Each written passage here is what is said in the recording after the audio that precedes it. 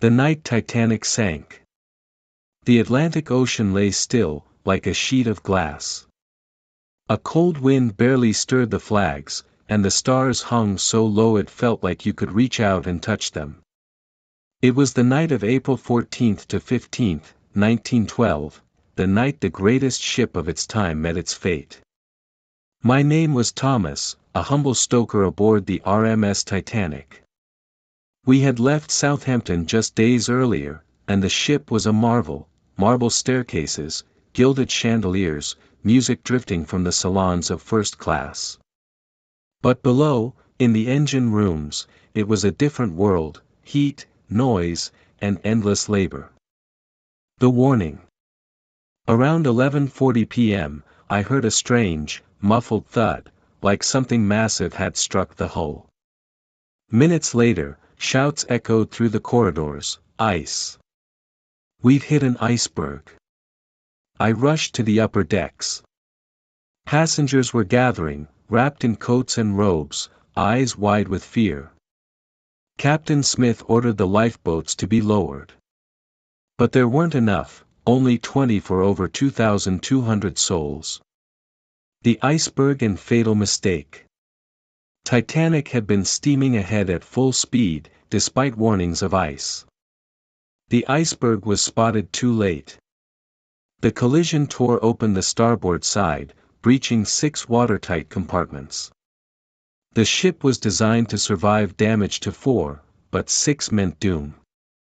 Rescue and desperation. Women and children were ushered into lifeboats.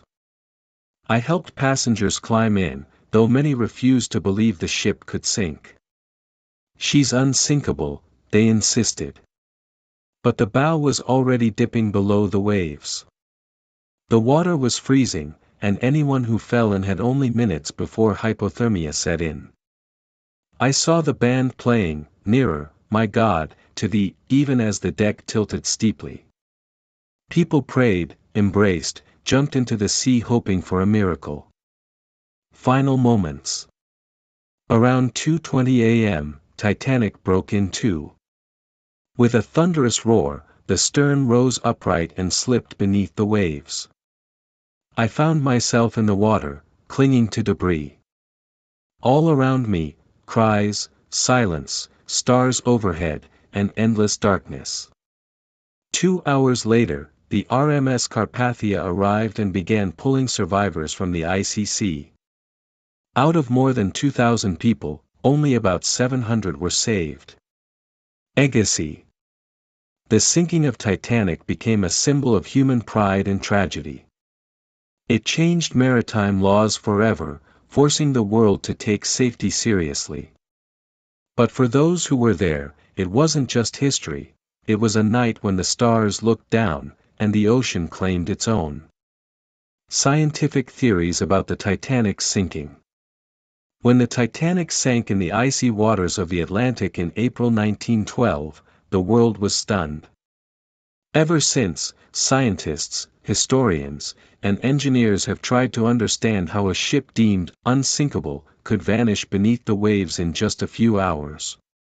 One of the leading theories focuses on the ship's construction. Studies suggest that the steel used in Titanic's hull may have been too brittle for cold conditions. The rivets holding the plates together might have failed upon impact, causing the hull to rupture quickly. Moreover, the watertight compartments, designed to keep the ship afloat, didn't extend high enough. As water spilled from one compartment to the next, the sinking accelerated. But technology wasn't the only culprit. Human error played a significant role. Captain Edward Smith ignored multiple iceberg warnings and maintained high speed. The lookouts in the crow's nest had no binoculars, making it harder to spot danger in time. Some researchers have proposed more unusual ideas. One involves an ice mirage, a rare atmospheric phenomenon that could have distorted visibility and made the iceberg appear smaller or farther away. Captain Lawrence Collins even suggested that Titanic didn't hit a towering iceberg at all, but rather low-lying pack ice. And then there are the conspiracy theories. One claims that the ship that sank wasn't Titanic, but its sister ship, Olympic, swapped in an elaborate insurance scam.